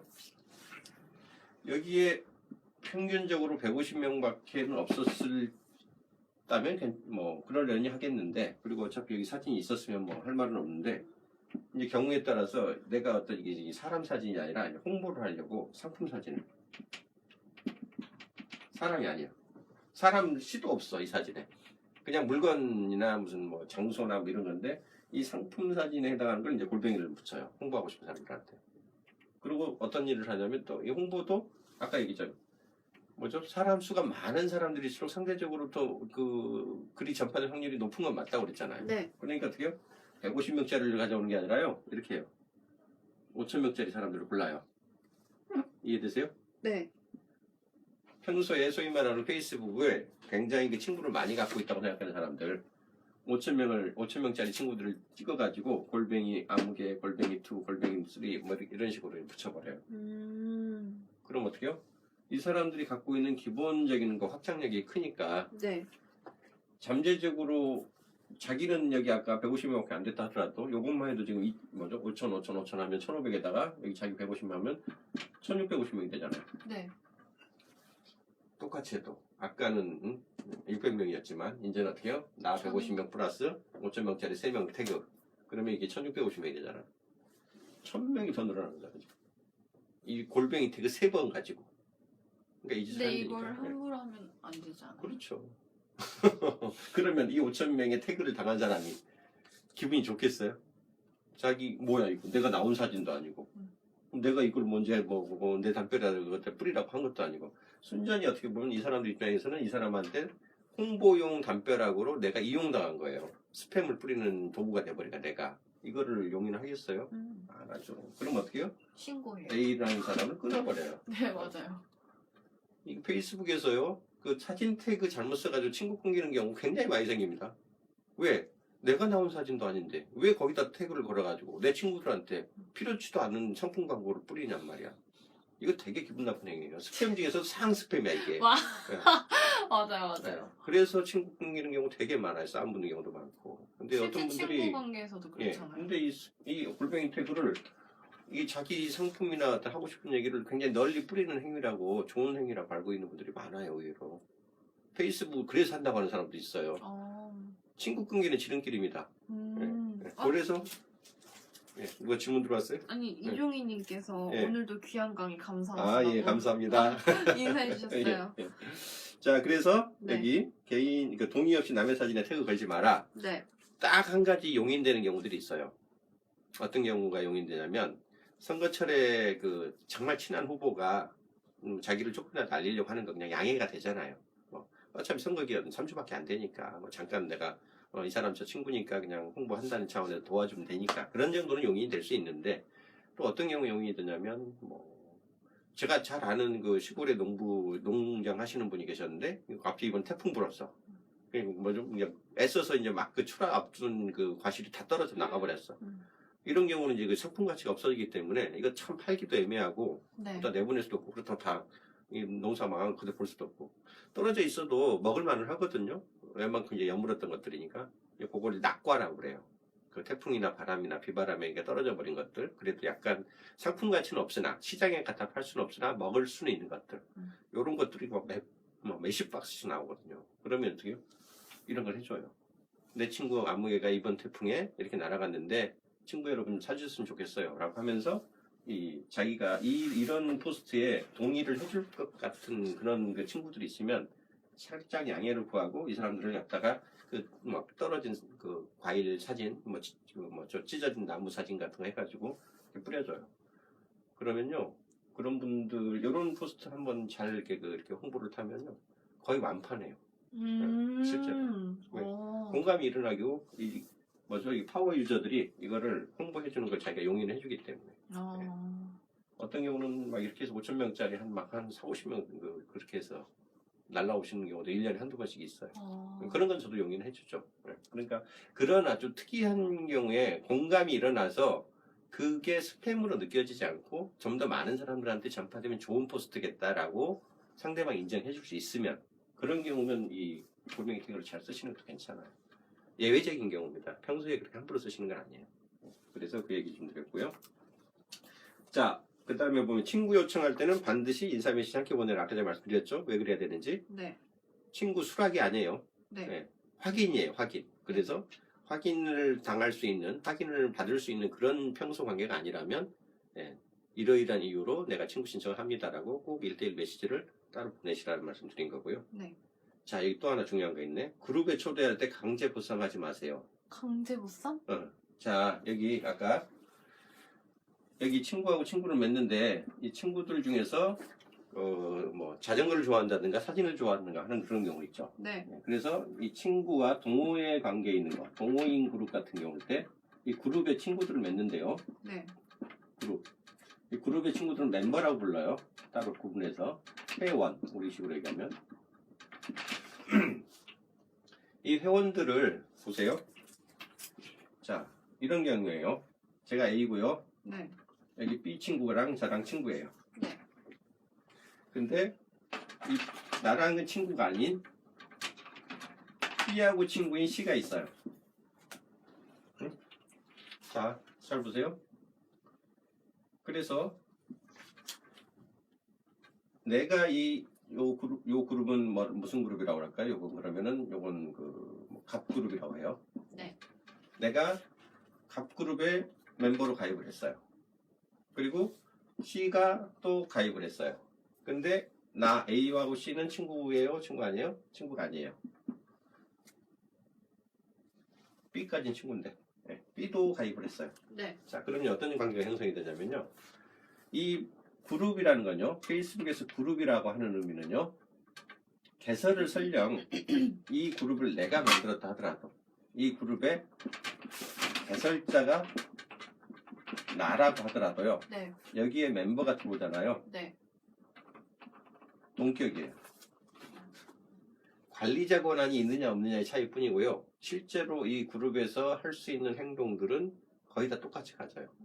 그래서 내가 한번 멤버를 초대해가지고 이렇게 그룹이 복수로 2명 이상의 그룹이 만들어지잖아요. 내가 나중에 싫어. 나 이 그룹 나갈래. 라고 하잖아요. 그러면 내가 만든 그룹을 내가 없애는 거잖아요. 그러면 그 그룹이 없어져야 맞잖아. 네. 안 없어져요. 너 나가. 원래 이런 그룹 만들어놓은 게 너라는 건 알겠는데 이 그룹은 이미 네 혼자 게 아니야. 다 같이 쓰는 그렇죠. 거야. 네, 멤버가 만들어진 순간 이 그룹은 그러니까 만드는 건 네가 오픈했을지 몰라도 폐쇄는 네 마음대로 못해. 그래서 어떻게요? 여기 멤버가 한 명이라도 남아있잖아요. 그럼 이 사람한테 관리자 권한이 넘어가고 나만 빠져나가는 거예요. 진짜 이 그룹이 없어지려면요. 최후의 1인. 이 사람마저 탈퇴해야 돼요. 그래요? 네. 그래야지 그 그룹이 없어져요. 공개 그룹이 비공개 그룹을 가네. 자, 근데 이제 중요한 거 하나. 네. 여기에 내가 멤버가 되잖아요. 그러면 이런 대부분의 그룹들은요. 차단을 해놓지 않는 한 추가로 회원을 초대할 수 있는 기능이 있어요. 누구든지 멤버는. 여기 보면 아까 A도 B도 C도 나랑 친구든 친구 아니든 간에 대신 이 친구 초대해 올 수 있는데 조건은 뭐냐면 친구여야 돼요. 친구도 아닌 사람을 임의로 마구잡이로 초대해 올 수는 없어요. 나의 친구만? 그렇죠. 가까이 맺고 있는 사람. C는 C의 친구를 초대할 수 있고요. B는 B의 친구를 초대할 수 있고, 나는 나의 친구를 초대할 수 있고. 그래서 이게 좀 열받는 행위예요. 왜? 내가 C의 친구였다고 쳐요. 근데 나는 이 그룹에 별로 가고 싶지 않아, 사실은. 그런 그룹이 있는지도 몰랐어. 근데 어느 날 갑자기 아침에 깨보니 내가 어떤 특정한, 아까 갑이라는 그룹이 있죠. 갑이라는 그룹에 내가 소속돼 있어. 이게 뭔 일이야? C가 초대해서 가져간 거예요. 자, 이거를 좁게 생각하면 C 입장에서는 아무나 초대하진 않았을까요? 친구야, 내가 이 갑이라는 동호회에 가봤더니 너한테도 도움이 될 것 같아. 너도 한번 들어와 봐. 라고 사실 이 C의 입장에서는 이 친구를 선의로, 좋은 의미로 너한테 도움이 될 것 같아 라고 이렇게 초대를 하는 건데, 네. 지금 우리가 초대를 받는 게 그룹만이 아니잖아요. 뭐 페이지에서는 수도 없이 이 페이지 좋아해달라고 그러죠. 또 무슨 뭐 이벤트대로 맨날 또 새로 와가지고 이런저런 또 이벤트 오니까 해달라고 막 난리죠. 그래서 실제로는 사람들이 요새 초대 스트레스를 받고 있어요. 진짜로 너무 많이 그 요청들이 들어오기 때문에. 근데 나도 모르는 사이에 간밤에 날 새고 났더니 갑자기 내가 또 뭐 이상한 그룹에 가입이 돼 있어. 알림도 엄청 오죠. 그렇죠. 이거 열받는 거거든요. 그래서 설령 나는 선의로 네. 좋은 의미로 이 사람을 초대했더라도 네네. 그거를 초대받은 상대방 입장에서는 아주 불편할 수 있고 스트레스 받을 수 있어요. 더군다나 이게 친구라는 이유만으로 이걸 사실은 그 강제로 반강제죠. 뭐 아주 친구 사이니까 뭐 아주 강제라는 말은 좀 그렇게 하는데 반강제로 이 친구를 초대할 수 있는 행위를 허용을 해요. 페이스북. 이건 지금도 욕을 많이 먹고 있어요, 사실. 그래요? 내가 원치도 않은 그룹에 왜 나를 가입하는 행위를 할 수 있도록 해주냐는데 페이스북 입장은 그래요. 그렇게 해야지 네가 또 새로운 그룹에 만날 수 있는 어떤 계기를 얻을 수 있다. 그 친구가 선의로 초대한 거라고 생각을 해라. 싫으면 그냥 탈퇴하면 되니까. 네. 탈퇴는 자유니까. 근데 어쨌든 탈퇴가 설령 자유롭다 하더라도 네. 너무 많은 지금 초대 스트레스에 시달리는 이 현대인들의 특성상 그룹의 이걸 그래서 보쌈이라고 그러는 거예요. 우리가 하는 얘기는 보쌈. 밤새 그냥 업어간 거야. 그래서 보쌈 형태로 친구를 초대하는 행위는 가급적이면 자제하라. 네. 예. 저 질문이 하나 예. 들었어요. 아까 포스트 말씀하실 때 예. 이제 결과적으로 유용한 정보를 담고 있으면서 광고를 진행하는 포스팅만이 답이라고 말씀해 주시는 걸로 이해를 하셨대요. 예. 근데 이런 식으로 광고를 진행할 경우에도 혹시라도 다른 문제가 생기거나 하는 게 있는지 궁금하시대요. 광고에서 가장 이렇게 주의해야 될 점은 네. 페이스북에서는 내용이 아주 뭐 폭력적이거나 뭐 음란물이거나 뭐 이러지 않는 한 그닥 제한은 안 해요. 네. 그런데 페이스북이 광고화된 광고로 활용할 목적의 게시물이 올라올 때 처음에 올라오는 거에 대해서는 그러니까 광고를 하지 않을 때는 아무런 그 제재를 안 하는데 이걸 만약 돈을 걸어가지고 이제 강제로 뿌리기로 작정하잖아요. 그런 제일 먼저 보는 게 그 포스트에 올라온 대표 사진. 그 사진에 그 텍스트가 보통 붙을 거 아니에요. 광고 같은 경우는 뭐 상품명이 붙을 수도 있고 뭐 몇 프로 할인 뭐 아니면 며칠부터 며칠까지 특별 세일 막 뭐 이런 거 그 광고를 통해서 그러니까 홍보물을 통해서 네. 게시물을 통해서 내가 광고하고 싶은 내용들을 자꾸 글자로 쓰려고 해요. 사람들이. 텍스트세요? 예. 그래서 페이스북 같은 경우는 그 내가 어떤 게시물에 글을 올릴 때는 그 제재를 안 하지만 그 글을 그대로 광고를 때릴 경우는 첫 번째 대표 이미지로 뜨는 이미지에 텍스트가 몇 프로 정도 차지하고 있느냐에 따라서 얘를 거의 광고 노출 안 시켜버리는 거예요. 첫 장에서요? 예, 대표 사진. 네. 물론 이제 옆 사진도 문제가 될 수 있는데 첫 번째 대표 사진이 가장 크게 문제가 돼요. 그래서 그 제한 조건이 몇 프로냐면 20%. 20%요? 네. 그러니까 첫 번째 대표 사진 이미지의 텍스트의 그 이미지에 차지하는 그 몇 월 며칠부터 뭐 특가 세일 막 이런 거 몇 프로 오프 뭐 박앤 세일 막 이런 거 붙이는 거 있잖아요. 네. 그 상품명 크게. 네. 이런 글자가 전체 이미지의 사이즈상 20%가 넘어간다. 정말요? 그러면 그런 경우는 거의 노출 안 시켜버려요. 진짜요? 저는 이미지에 글자를 엄청 크게 때려. 어쩐지 그래서 반응이 없더라. 옛날에는 20%가 넘으면 아예 승인을 안 해줬었는데 광고를 이제는 승인을 하긴 해요. 해주긴 해주는데 이제 그 페널티를 매겨요. 너무 텍스트의 사이즈가 커서 이 광고는 노출이 현저히 떨어질 수 있습니다라고 광고를 올리기 직전에 이게 뭐죠? 그 주의 경고 표시 있죠? 삼각형 삼각대 막. 지금 그 예. 광고 돈 냈을 때 네, 네네.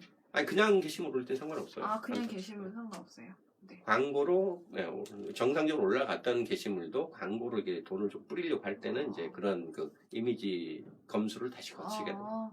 그때 그러니까 만약 내가 올렸던 글을 꼭 좀 돈을 줘서라도 사람들한테 널리 홍보하고 싶다라고 할 때는 첫 번째 이미지에 텍스트가 많이 들어있지 않은지부터 점검을 하셔야 돼요. 되게 신경을 많이 써야 되는 거네요. 그게 만약 많으면 바꾸셔야 돼요. 그 게시물 똑같은 내용으로 새 포스터를 하나 만들든가 광고용으로 사진을 바꿔가지고. 네. 어쨌든 텍스트가 많이 들어있는 그 화면인 경우, 사진인 경우는 거의 노출 안 된다고 생각하시면 돼요. 돈 낸다고 해도 안 해줘요.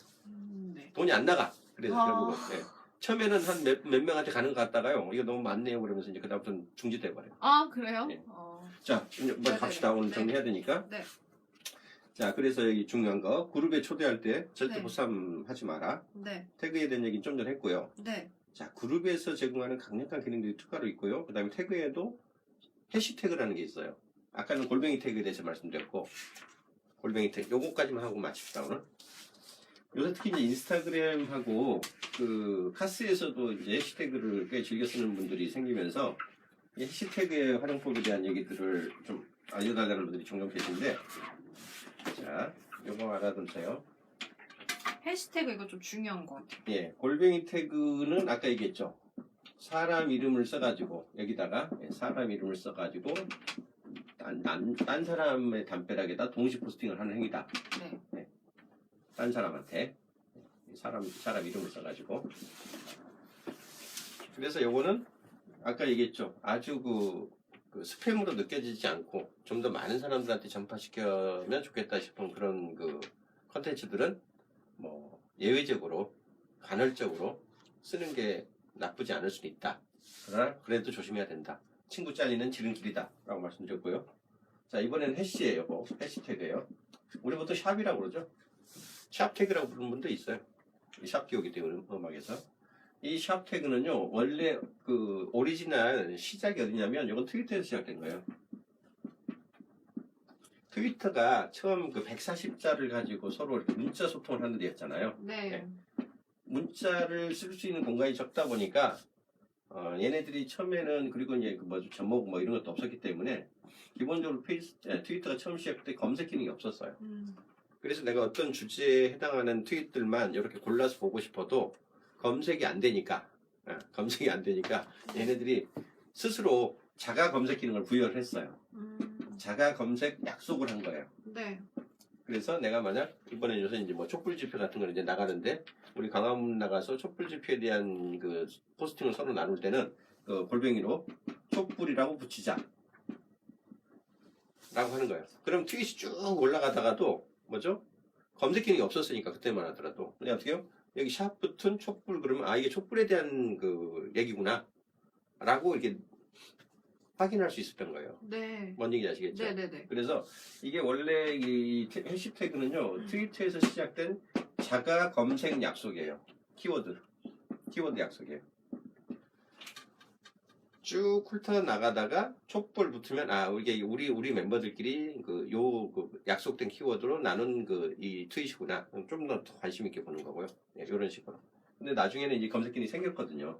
그러면서 사실은 이걸 붙이나 안 붙이나 뭐 차이는 없어요. 촛불만 해도 지금도 검색이 돼요.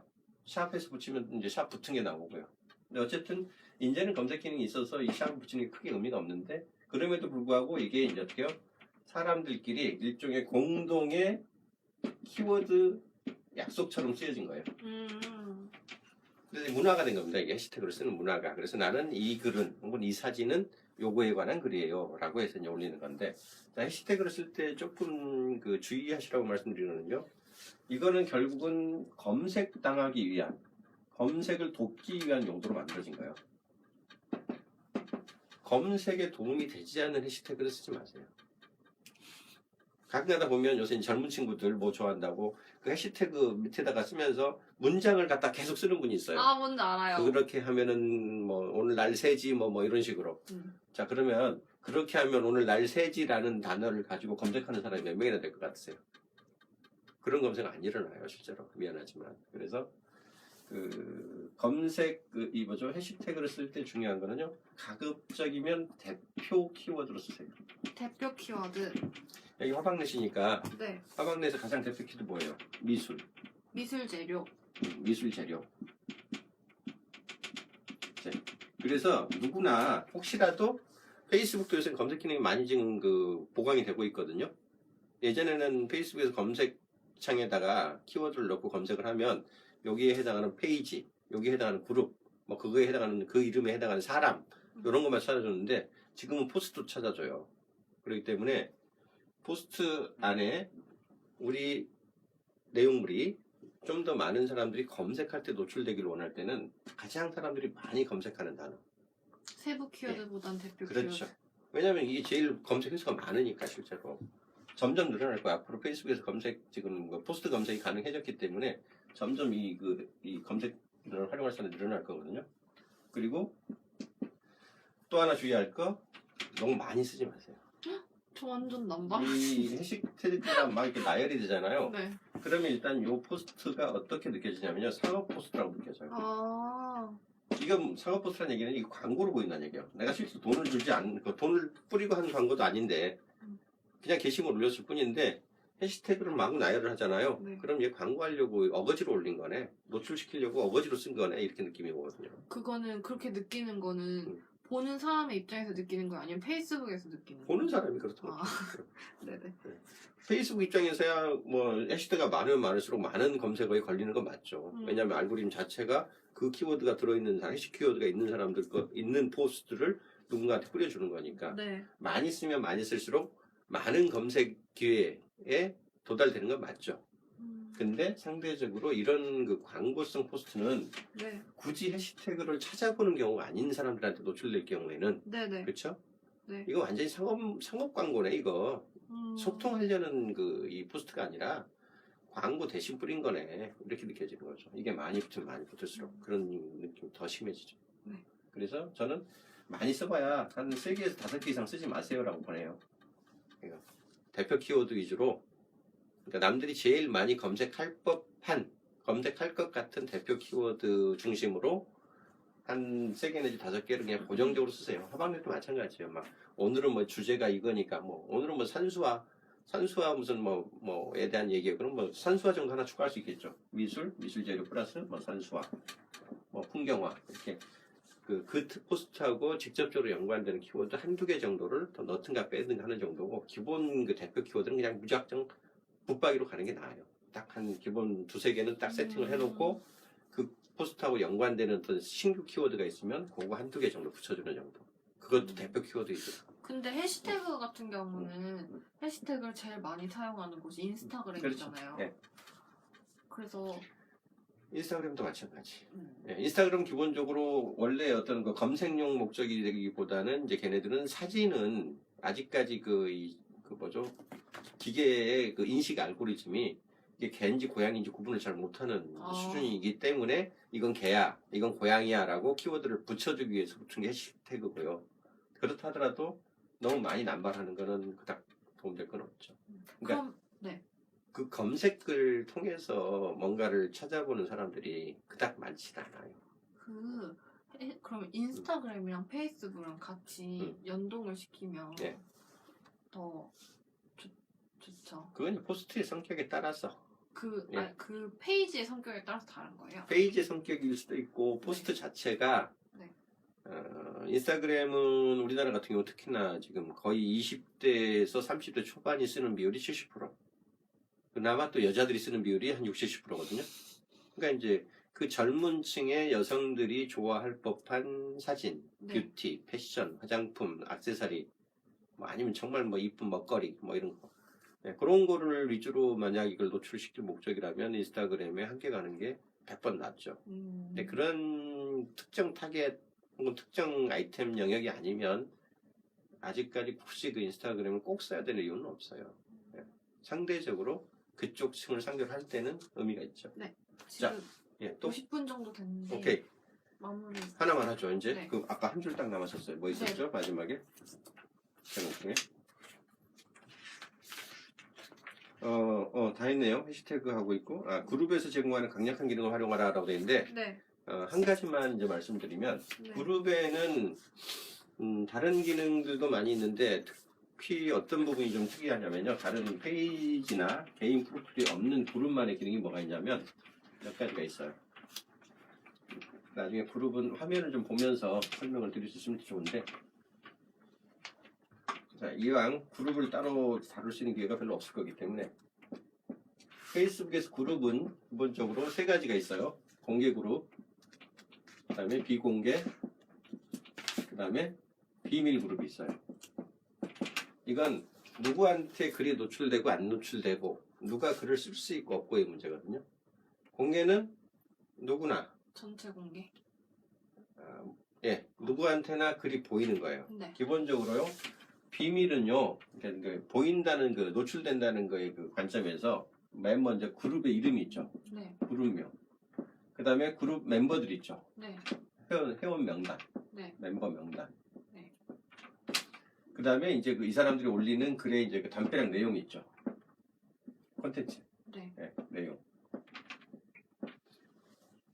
요 세 가지가 전혀 안 보이는 게 비밀 그룹이에요. 그러니까 그런 그룹을 누가 어떤 이름의 그룹을 만들어서 무슨 내용을 서로 지금 대화를 나누고 있다는 것 자체가 전혀 보이지 않는 거예요. 그래서 여기는 유일하게요. 기존 멤버가 초대를 해줘야만 들어갈 수 있는 공간이에요. 이너서클이에요. 완전히 비밀 그룹이에요.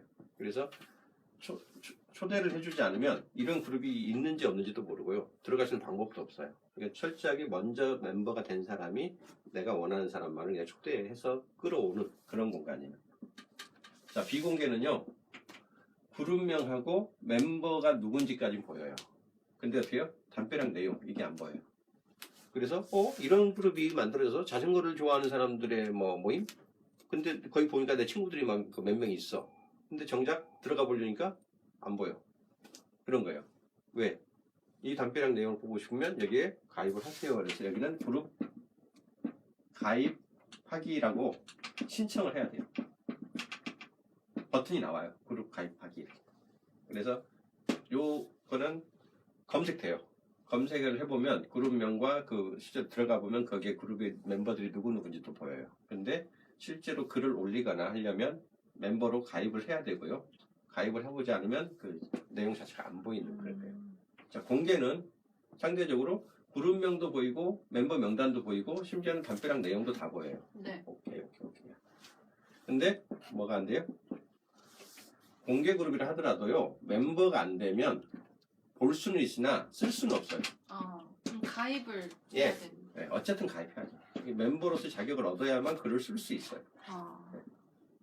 그래서 그런 차이가 있다는 거. 일단 요 세 가지의 기준을 좀 알아두시고요. 네. 5,000명이 되기 전까지는 요 공개 비공개를 그룹의 전체 메인 관리자가 네. 바꿀 수 있어요. 근데 5,000명이 넘어가면 못 바꿀 거예요. 지금 옛날에는 이렇게 몇 명까지 바꿀 수 있고 여러 가지였는데 지금은 5,000명으로 좀 단일화된 것 같더라고요. 자, 근데 이 그룹에 어떤 기능이 있냐면요. 네. 옛날에 많이 썼다가 이제 지금은 좀 없어진 기능인데 그룹에서 어떤 행사를 만들 때 이걸 이벤트라고 그러거든요. 네. 이벤트라는 건 어느 날 무슨 행사를 어디에서 무슨 내용을 합니다라고 하고 여기에 참석하시겠습니까? 이제 초대장을 나눌 수 있는 그 이벤트라고 그러거든요. 페이스북으로 치면 이게 초대장 혹은 우리식으로 얘기하면 청첩장 개념이에요. 이 이벤트라는 게. 이벤트는 그룹에서만 만들 수 있는 게 아니라 내 개인도 만들 수 있고요. 페이지에서도 만들 수 있어요. 근데 그룹에서 만든 이벤트는 어떤 기능이냐면요. 그룹 멤버 전원 초대 기능이 있어요. 전원 초대 기능. 개인이 만들거나 페이지에서 만들면 홍보용이잖아요. 그래서 한 사람 초대해야 돼요, 내가. 그러니까 청첩장을 인쇄를 해놨어. 요거, 우리 충무로 가가지고 청첩장, 초대장에서 인쇄했어. 네. 네, 이렇게 이메일로, 이렇게 박스 이렇게. 네.